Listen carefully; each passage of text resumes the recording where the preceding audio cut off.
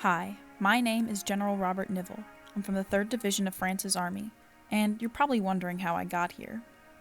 I was born in the French town of Toul to a French father and an English mother. I was Protestant, which was good, because Catholics weren't respected in the military.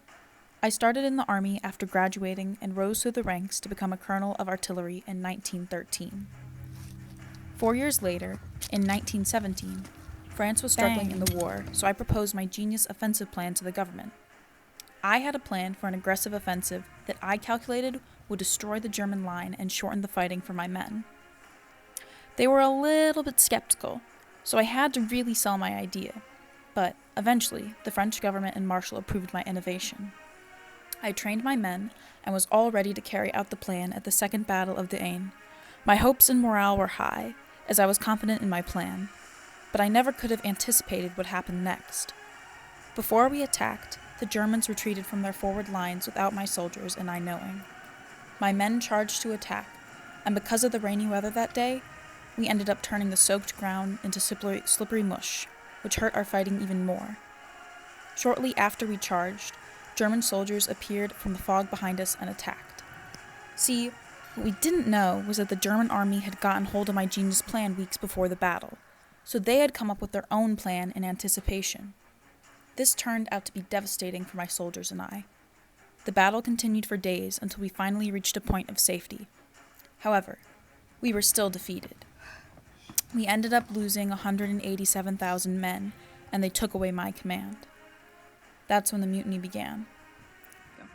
I've been a soldier under Nivelle for a year now. This is our perspective.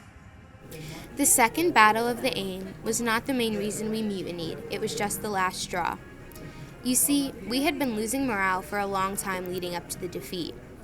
We were living in dangerous and disgusting conditions every day for years, constantly watching our brothers die, both from battle and the conditions we were stuck in. We were rarely ever getting enough rest to be prepared for our strenuous battles.